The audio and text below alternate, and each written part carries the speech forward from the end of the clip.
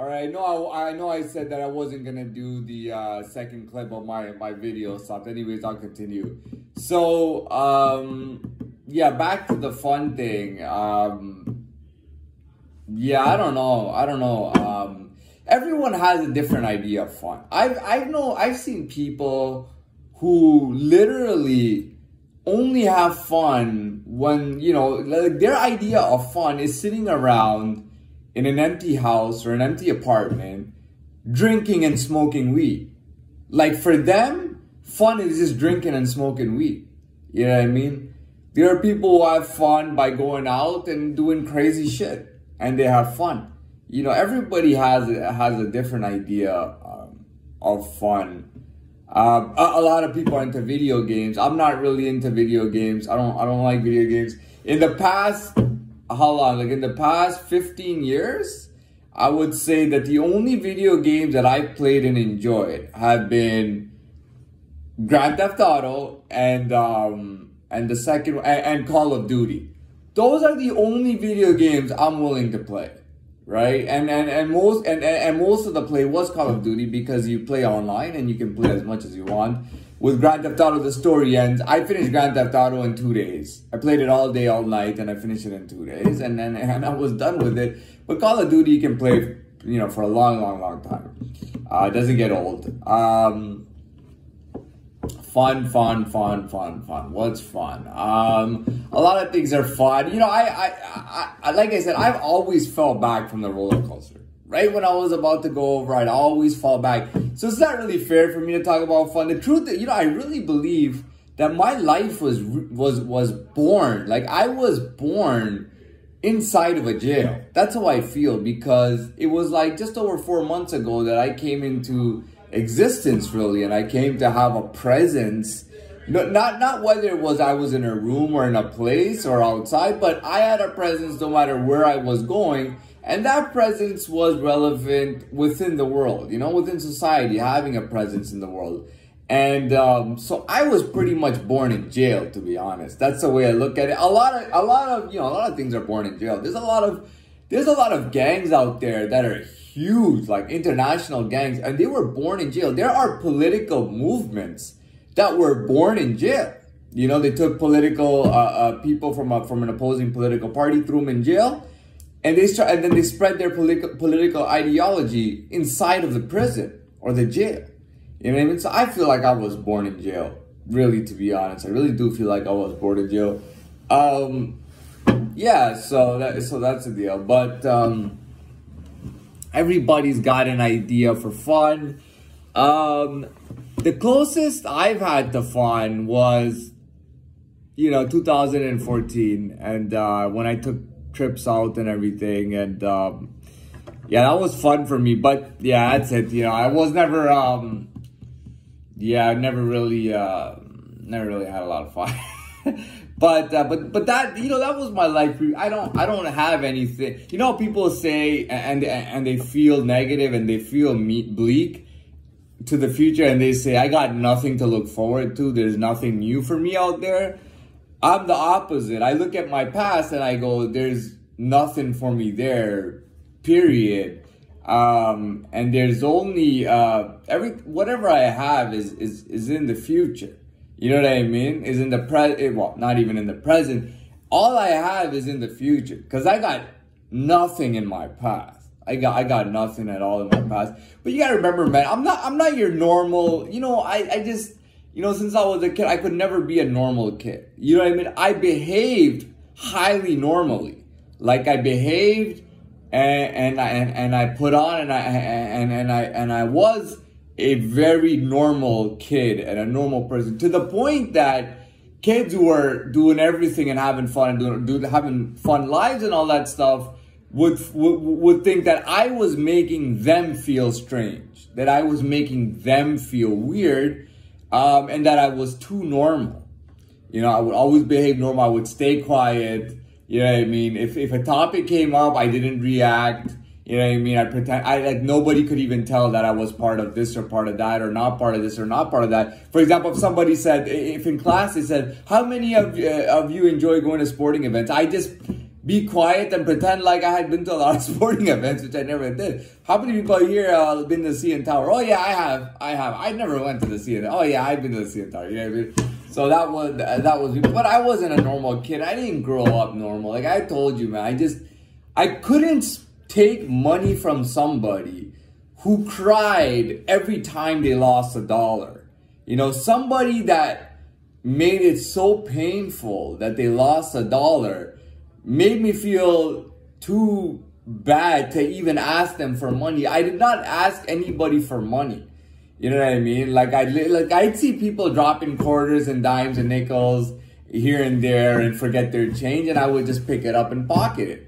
And then if I had 50 cents, I could buy a freezy. But no, I didn't. Nobody spent money for me to do it. I was 12 years old, and you know, they were giving me shit for not having a life, for not having any hobbies other than video games. So I said, okay, you know, this is what I gave them an idea. I said, this is a sport I want to go into. They take me there, take me back in the car, and they tell me, we're sorry, we can't take you here. Nobody has the time to drive you there, and nobody has the money to pay for it. So we can't pay for you to do any sports, and we can't drive you there. So I just couldn't do that. You know what I mean? So I did what I could. And that was it. I wasn't a street kid at all. At no point was I a street kid, but I did move into my own apartment when I was 19 years old. And I had a 1-year lease. I lived there for exactly 1 year. And I just felt great because nobody at my age was getting their own apartment. A lot of kids, when they were graduating, they were trying to move away from their parents. So most kids, what they would do is they would go and they would get, residence. They would live on the university residence until they get their degree. So they could live there 4 years, 5 years, 6 years. And I knew a lot of kids that did that. A lot of kids went and lived on residence at the university so they could party there and be away from their parents, drink and do whatever they wanted while studying and stuff.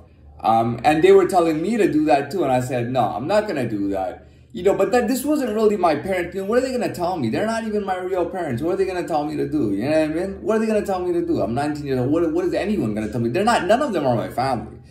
And I mean, it couldn't have been more obvious. And they used to criticize me, yell at me all the time. You act like you're not even from the family. You don't respect the family. You pretend like you're not one of us. All the time you act like you're not one of us. You don't appreciate us. You take us for granted. You don't treat us well. You know, you act like you have no family. You act like you were born in this world without parents. You have no family. You have nobody. You pretend, you put on this act like you have nobody. You care about nobody but yourself. I was always hearing this shit all the time. So I moved out when I was 19. There were no kids that I knew that were actually paying for their own apartment. I found my job 100% on my own means. You know what I mean? You know, I went to the YMCA employment office and they got me a shitty fucking job, man. They got me a job where you got to go 5 in the morning to the mall parking lot. A bus comes, picks all of you up, right? They drive you out to, where'd I go? Blue Mountain. That's it. I forgot the city it's even in. Blue Mountain is like 2.5 drive away. It's a ski resort town. And we had to go to the Zellers with a stupid little price gun and 8 hours straight tag the goddamn prices, get minimum wage for those 8 hours. I mean, the YMCA didn't do shit for me, for fuck's sakes, you know what I mean? I went and I got a job myself, and I got it at the hotel kitchen at a nice hotel, got paid well, got good shifts, got to work in downtown Toronto, got to be a part of downtown Toronto, which was really cool.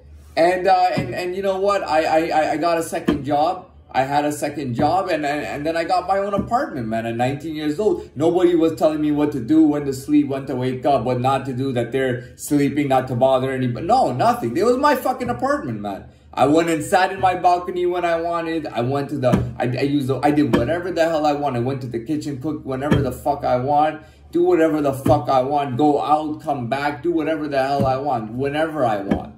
You know what I mean? That was my life. You know what I mean? So I never did anything the way people did, but I was a different type of person. You know what I mean? And you know what? It's not, you know, it's not that I was hanging out in the ghetto or I was hanging out in the hood all the time. That's what people think. By my impression, they think maybe I was hanging out in the hood all the time. I was not. I wasn't hanging out in the hood all the time. But I know that most people, if not almost everybody, I don't think anyone would have ever wanted to live like me or be in my shoes. I don't think anybody would want to do that. But that's the genuine me. You know what I mean? That's who I really am, and that's me being genuine. And you know, I don't believe, yeah, well, there's a lot of things, you know, people think that if they're feeling shitty and their life is shitty, they have an excuse to do shitty things to other people or behave, and I never thought like that. You know what I mean? I never turned to stupidity like others, like totally stupid stuff, just retarded stuff. I just never turned to any of that. And I just always kept working on myself. I always tried something new. I was always on my, like, my mind was always going, you know what I mean? But 2014, I would say, was relatively fun. 2014 was a good experience. I mean, it led me eventually to that again and whatnot, but it was what it was. Going forward, I don't know. I know this was about money for fun. I don't know what's fun, man. I'm not one of those people, you know? I don't know what's fun. I don't care what's fun. You know what I mean? I don't really give a shit about, you know, what's fun for people, what they're having fun doing. I really don't give a shit. I like doing what I'm doing. And to be very honest, I did not enjoy doing these 2 videos. I thought I'd get into it and talk about how I have fun. I have no fun. The only, I got nothing to enjoy and to look back on in my past. There's nothing in my past that makes me think, oh my God, that was so fun. Oh my God, what a life I lived. What fun I had, because that's not true. My life has been shitty as fuck for the last 31 motherfucking years. And for the first time in my life, I've come into presence. And where did I come into presence? In a goddamn jail. In a goddamn jail asylum. Did I come into prison? 3 fucking years I spent consecutively in a fucking jail asylum. You know what I mean? I mean, prior to that, I did 2 years on house arrest. I did fucking everything. And I've come up on my own, and I did something that I thought was impossible. You know, I never thought I'd be able to enter the world, man, and gain a presence.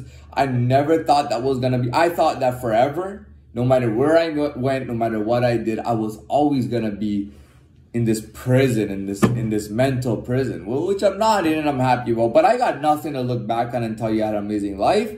I only try to look forward and think of the things I'll do going forward. But I got nothing to talk about when it comes to fun and entertainment. And what a poor choice it was. But I don't pre-prepare anything. Okay, so you get everything like that.